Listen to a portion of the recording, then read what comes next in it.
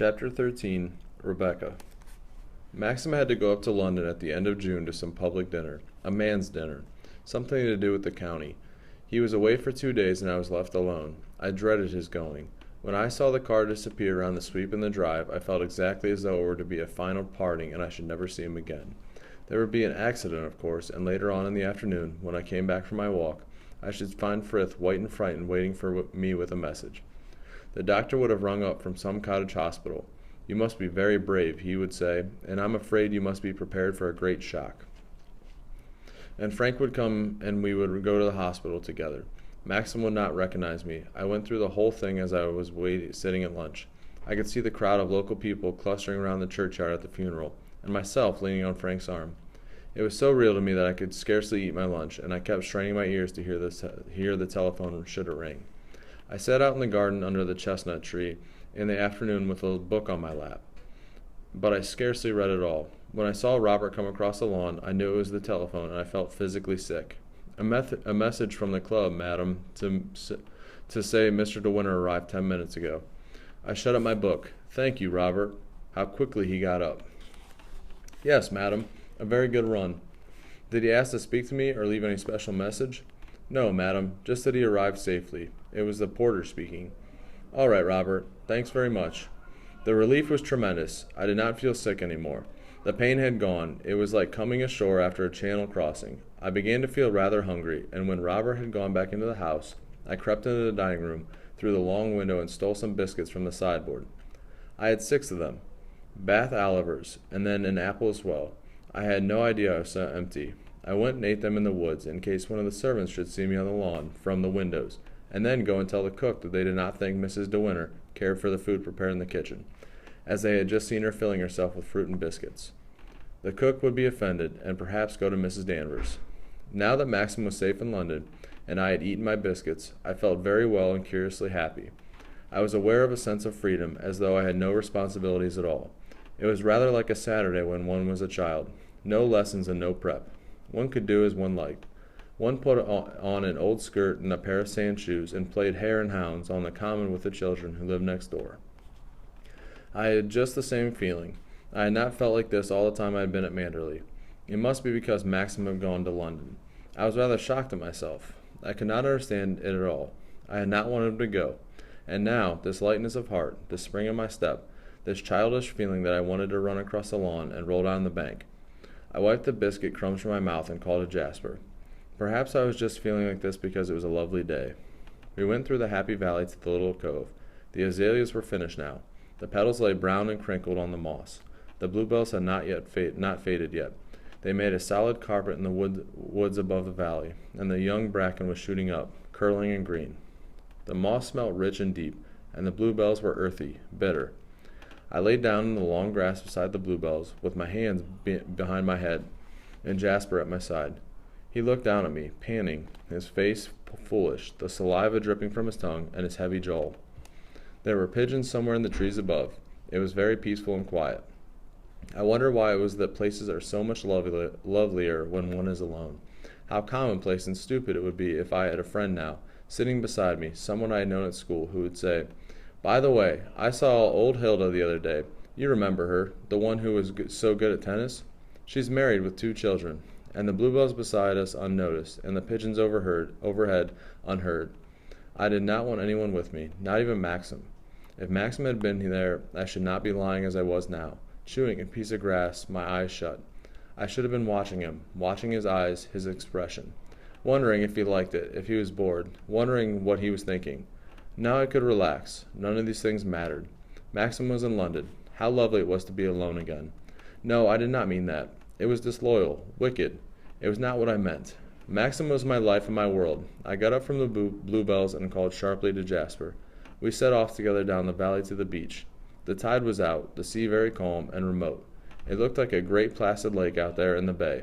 I could not imagine it rough now, any more than I could imagine winter and summer. There was no wind, and the sun shone on the lapping water where it ran into little pools on the rocks. Jasper scrambled up the rocks immediately, glancing back at me, one ear blown back against his head, giving him an odd rakish appearance. "Not that way, Jasper," I said. He cared nothing for me, of course. He He loped off, deliberately disobedient. What a nuisance he is, I said aloud, and I scrambled up the rocks after him, pretending to myself I did not want to go to the other beach. Oh well, I thought, it can't be helped. After all, Maxim is not with me. It's nothing to do with me. I splashed through the pools on the rocks, humming a tune. The cove looked different when the tide was out, less formidable. There was only about 3 feet of water in the tiny harbor. A boat would just float there comfortably, I supposed, at dead low water. The buoy was still there. It was painted white and green. I had not noticed that before. Perhaps it had been raining. The coloring was indistinct. There was no one on the beach. I walked across the shingle to the other side of the cove and climbed the low stone wall of the jetty arm. Jasper ran on ahead as though it was his custom.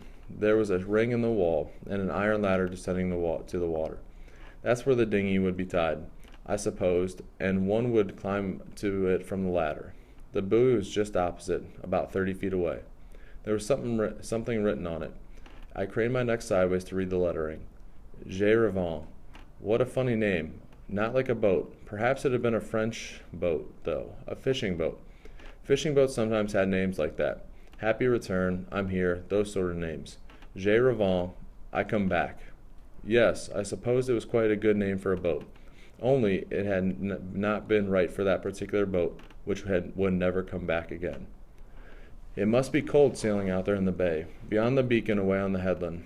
The sea was calm in the bay, but even today, when it was so still, out there around the headland there was a ripple of white foam on the surface of the water where the tide was racing. A small boat would heel to the wind when she rounded the headland and come out of the landlocked bay.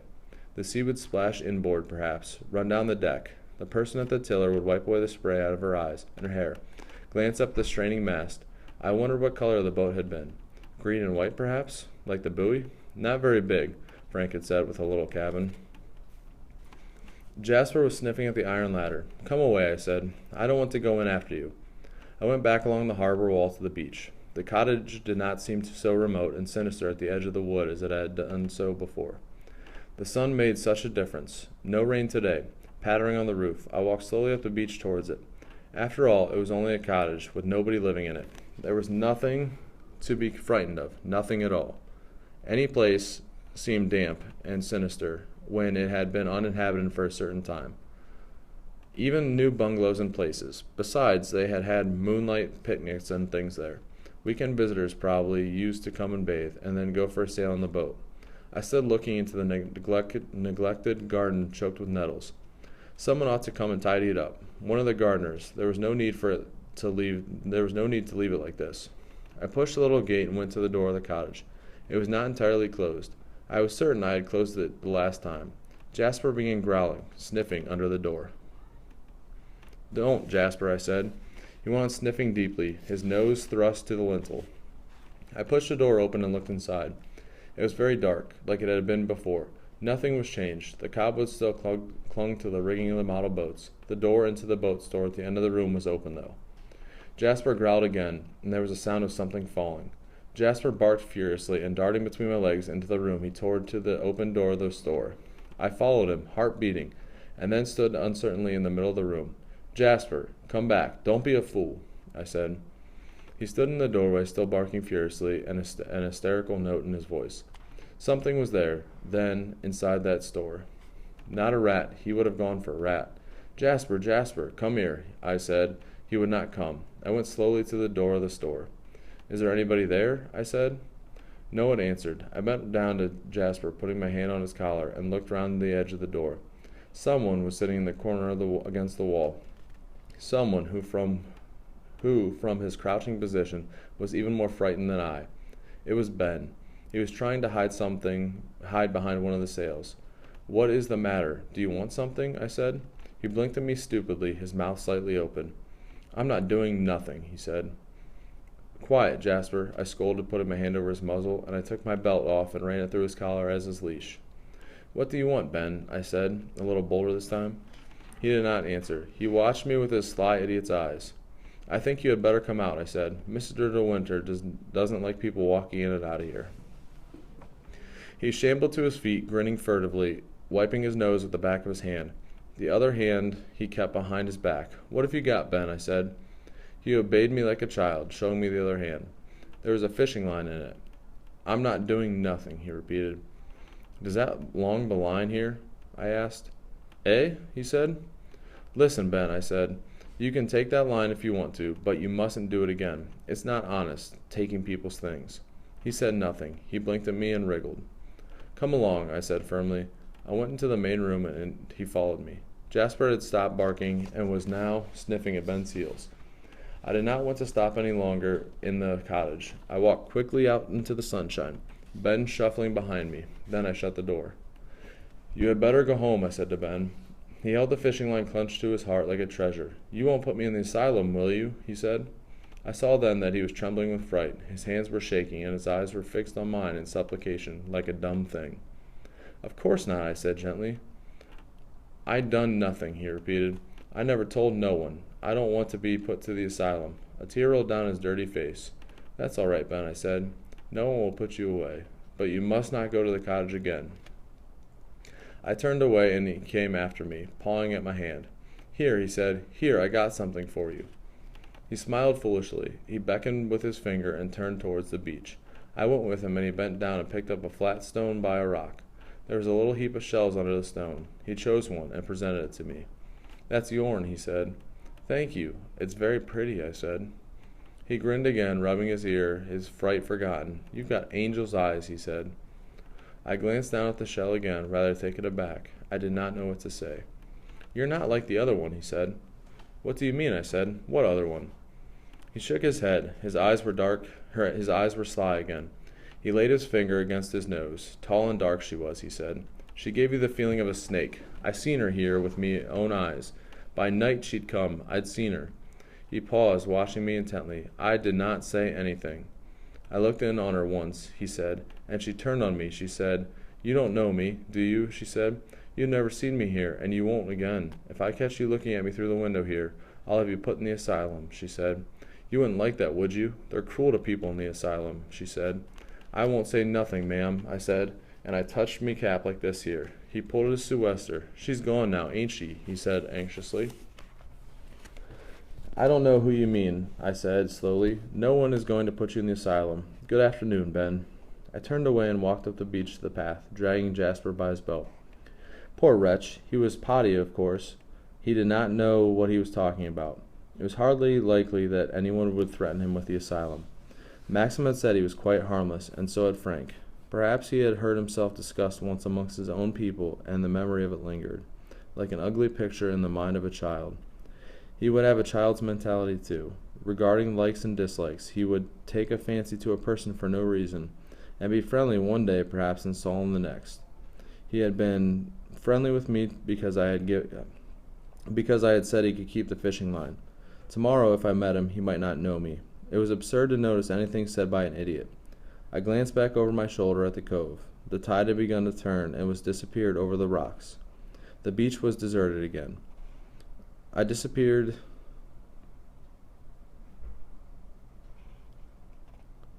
could just see the stone chimney of the cottage through the gap in the dark trees. I had a sudden unaccountable desire to run. I pulled at Jasper's leash and panted up the steep, narrow path through the woods, not looking back any more. Had I been offered all the treasure in the world, I could not have turned and gone down to the cottage or beach again. It was as though someone waited down there, in the little garden where the nettles grew, someone who watched and listened. Jasper barked as we ran together. He thought it was some new kind of game. He kept trying to bite at the belt and worry it. I had not realized how closely the trees grew together here, the roots stretching across the paths like tendrils ready to trip one. They ought to clear all this, I thought as I ran, catching my breath. Maxim should get the men on to it. There is no sense or beauty in this undergrowth. That tangle of shrubs there should be cut down to bring light to the path. It was dark, much too dark. That naked eucalyptus tree stifled by brambles looked like the white bleached limb of a skeleton. And there was a black earthy stream running beneath it, choked with the muddied rains of years, trickling silently into the beach below. The birds did not sing here as they did in the valley.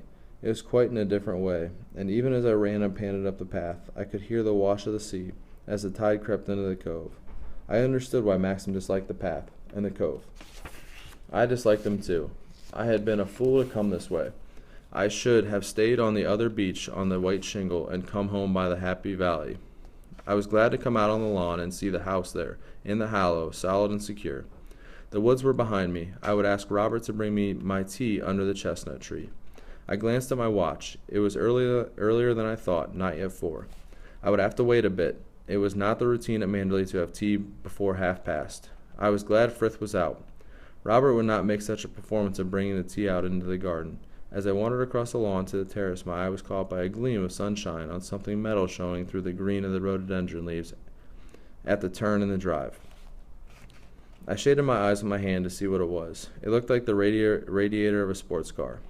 I wondered if someone had called. If they had, though, they would have driven up to the house, not left their car concealed like that from the house, at the turn of the drive by the shrubs.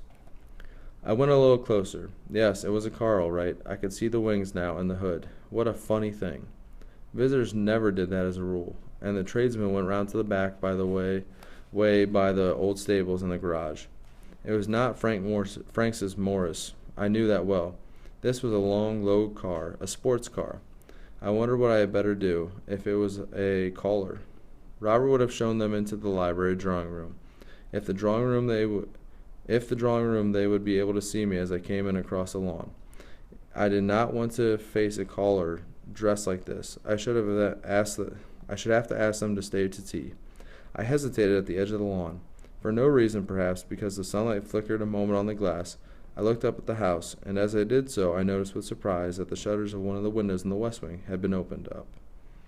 Somebody stood by the window, a man, and then he must have caught sight of me because he drew back abruptly, and a figure behind him put up an arm and closed the shutters.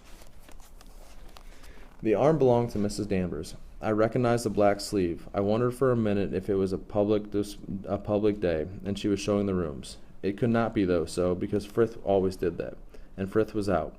Besides, the rooms in the west wing were not shown to the public. I had not even been into them myself yet. No, I knew it was not a public day. The public never came on a Tuesday. Perhaps it was something to do with a repair in one of the rooms. It was odd, though, the way the man had been looking out, and directly he saw me whip back into the room and the shutters were closed, and the car, too, drawn up behind the rhododendrons, so that it could not be seen from the house. Still, that was up to Mrs. Danvers. It was nothing to do with me. If she had friends she took to the west wing, it was not exactly my affair. I had never known it happen before, though. Odd that it should occur on the only day Maxim was from home. I strolled rather self-consciously across the lawn to the house, aware that they might be watching me still from a chink in the shutters. I went up the steps and through the big front door to the hall. There was no sign of a strange cap or stick, and no card on the salver. Evidently this was not an official visitor. Well, it was not my affair. I went into the flower room and washed my hands in the basin to save going upstairs. It would be awkward if I met them face to face on the stairs or somewhere. I remembered I had left my knitting in the morning room before lunch, and I went along through the drawing room to fetch it, the faithful Jasper at my heels. The morning room was open, and I noticed that my bag of knitting had been moved. I had left it on the cushion. There was the imprint of a person on the fabric of the divan where my knitting had been before. Someone had sat down there recently and picked up my knitting because it had been in the way. The chair by the desk had also been moved. It looked as though Mrs. Danvers entertained her visitors in the morning room when Maxim and I were out of the way. I felt rather uncomfortable. I would rather not know. Jasper was sniffling around the divan and wagging his tail. He was not suspicious of the visitor, anyway. I took my bag of knitting and went out. As I did so, the door in the back premises opened, and I heard voices. I darted back into the morning room again, just in time. I had not been seen. I waited behind the door, frowning at Jasper, who stood in the doorway looking at me, his tongue hanging out, wagging his tail. The little wretch would give me away. I stood very still, holding my breath. Then I heard Mrs. Danvers speak. "I expect she has gone to the library," she said. "She's come home early for some reason." "If she has gone to the library, you will be able to go through the hall without her seeing you. Wait here while I go and see." I knew they were talking about me. I began to feel more uncomfortable than ever. It was so furtive, the whole business, and I did not want to catch Mrs. Danvers in the wrong. Then Jasper turned his head sharply towards the drawing room. He trotted out, wagging his tail. "Hello, you little tyke," I heard the man say. Jasper began to bark excitedly. I looked round and desperately for somewhere to hide. Hopeless, of course, and then I heard a footstep quite close to my ear, and the man came into the room. He did not see me at first because I was behind the door, but Jasper made a dive at me, still barking with delight. The man wheeled around suddenly and saw me. I have never seen anyone look more astonished. I might have been the burglar, and he the master of the house. He was a big, hefty fellow, good-looking in a rather flashy, sunburnt way. He had the hot blue eyes usually associated with heavy drinkers and loose living. His hair was reddish like his skin. In a few years he would run too fat, his neck bulging over the back of his collar. His mouth gave him away. It was too soft, too pink. I could smell the whiskey in his breath from where I stood. He began to smile, the sort of smile that he would give to every woman. "I hope I haven't startled you," he said. I came out from behind the door, looking no doubt as big of a fool as I felt. "No, of course not," I said. "I heard voices. I was not quite sure who it was. I did not expect any callers this morning." "What a shame," he said heartily, "for it's too bad of me to just butt in on you like this. I hope you'll forgive me. The fact is I just popped in to see old Danny, and she's a very old friend of mine." "Oh, of course, it's quite all right," I said. "Dear old Danny," he said. "She's so anxious, bless her. Not to disturb anyone. She didn't want to worry you." "Oh, it does not matter at all," I said. I was watching Jasper, who was jumping up and pawing at the man in delight. "This little beggar hasn't forgotten me, has he?" he said. "Grown into a jolly little beast. He was quite a youngster when I saw him last. He's too fat, though. He needs more exercise. I've just taken him for a long walk," I said. "Have you really? How sporting of you," he said. He went on patting Jasper and smiling at me in a familiar way. Then he pulled out a cigarette. "Have one?" he said. "I don't smoke," I told him. "Don't you really?" He took one himself and lighted it. I never minded those things, but it seemed odd to me. In somebody else's room. It was surely bad manners. Not polite to me. "How's old Max?" he said. I was surprised at his tone. It sounded as though he knew him well. It was queer to hear Maxim talked as Max. No one called him that. "He's very well, thank you," I said. "He's gone up to London, and left the bride all alone? Why, that's too bad. Isn't he afraid someone will come and carry her off?" He laughed, opening his mouth. I did not like his laugh. There was something offensive about it. I did not like him either. Just then Mrs. Danvers came into the room. She turned her eyes upon me, and I felt quite cold. Oh God, I thought, how she must hate me. "Hello, Danny. There you are," said the man. "All your precautions were in vain. The mistress of the house was hiding behind the door." And she laughed again. Mrs. Danvers did not say anything. She just went on looking at me. "Well, aren't you going to introduce me?" he said. "After all, it's the usual thing to do, isn't it? Pay one's respects to a bride." "This is Mr. Fable, madam," said Mrs. Danvers. She spoke quietly, rather unwillingly. I don't think she wanted to introduce him to me. "How do you do?" I said, and then with an effort to be polite, "Won't you stay to tea?" He looked very amused. He turned to Mrs. Danvers. "Now, isn't that a charming invitation?" he said.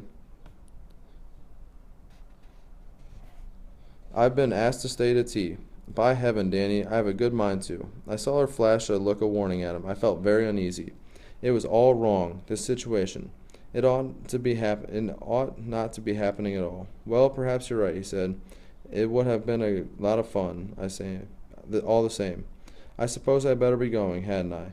Come and have a look at my car." He still spoke in a familiar, rather offensive way. I did not want to go and look at his car. I felt very awkward and embarrassed. "Come on," he said. "It's a jolly good little car, much faster than anything poor old Max ever has." I could not think of an excuse. The whole business was so forced and stupid I did not like it. And why Mrs. Danvers Mrs. Danvers have to stand there looking at me with that smoldering look in her eyes? "Where's the car?" I said feebly. "Round the bend in the drive. I didn't drive it up to the door. I was afraid of disturbing you. I had some idea you probably rested in the afternoon." I said nothing. The lie was too obvious. We all walked out through the drawing room and into the hall. I saw him glance over his shoulder and wink at Mrs. Danvers. She did not wink in return. I hardly expected she would. She looked very hard and grim. Jasper followed out of the drive. He seemed delighted with the sudden appearance of his visitor, whom he appeared to know so well. "I left my cap in the car, I believe," said the man, pretending to glance around the hall. "As a matter of fact, I didn't come in this way. I slipped round and bearded Danny in her den. Coming out to see the car too?" He looked inquiringly at Mrs. Danvers. She hesitated, watching me out of the tail of her eye. "No," she said. "No, I don't think I'll come out now. Goodbye, Mr. Jack." He seized her hand and shook it heartily. "Goodbye, Danny. Take care of yourself. You know where to get in touch with me. Always.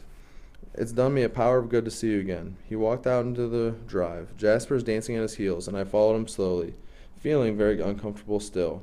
"Dear old Manderley," he said, looking up at the windows. "The place hasn't changed much. I suppose Danny sees to that. What a wonderful woman she is, eh?" "Yes, she's very efficient," I said. "And what do you think of it all? Like being buried down here?" "I'm very fond of Manderley," I said, stiffly. "Weren't you living somewhere down in the south of France when Max met you? Monte, wasn't it?" "I used to know Monte well. Yes, I was in Monte Carlo." We had come to his car now, a green sports thing, typical of its owner. "What do you think of it?" he said. "It's very nice," I said politely. "Come for a run to the lodge gates," he said. "No, I don't think I will," I said. "I'm rather tired." "You don't think it would be too good for the mistress of Manderley to be seen driving with someone like me, is that it?" he said, and laughed, shaking his head. "Oh, no," I said, turning rather red. "No, really," he went on, looking at me up and down in his amused way with those familiar, unpleasant blue eyes. I felt like a barmaid. "Oh, well," he said, "we mustn't lead the bride astray." "Must we, Jasper?" "It wouldn't do at all." He reached for his cap and an enormous pair of motoring gloves. He threw a cigarette on the drive. "Goodbye," he said, holding out his hand. "It's been a lot of fun meeting you." "Goodbye," I said. "By the way," he said carelessly, "it would be very sporting and grand of you if you did not mention this little visit of mine to Max. He doesn't exactly approve of me, I'm afraid. I don't know why, and it might get poor old Danny into trouble." "No," I said awkwardly. "All right. No, all right." "That's very sporting of you. Sure you won't change your minds and come for a run?" "No, I don't think I will, if you don't mind." "Bye-bye, then. Perhaps I'll come and look you up one day." "Get down, Jasper, you devil. You'll scratch my paint." "I say, I call it a damn shame Max going up to London and leaving you alone like this." "I don't mind. I like being alone," I said. "Do you, by Jove? What an extraordinary thing. It's all wrong, you know, against nature. How long have you been married? 3 months, isn't it?" "About that," I said. "I say, I wish I'd got a bride for 3 months waiting on me at home. I'm a poor lonesome bachelor." He laughed again, and pulled his cap down over his eyes. "Fare you well," he said, starting up the engine, and the car shot down the drive, snorting explosive fury from the exhaust, while Jasper stood looking after it, his ears drooping with his tail between his legs. "Oh, come on, Jasper," I said. "Don't be so idiotic." I walked slowly back to the house. Mrs. Danvers had disappeared. I stood in the hall and rang the bell. Nothing happened for about 5 minutes. I rang. Presently Alice appeared, her face rather aggrieved. "Yes, madam," she said. "Oh, Alice," I said, "isn't Robert there? I would rather fancied my tea out under the chestnut tree." "Robert went to the post this afternoon and isn't back yet, madam," said Alice. "Mrs. Danvers gave him to understand you would be late for tea. Frith is out too, of course. If you want your tea now, I can get it for you. I don't think it's quite 4:30 yet."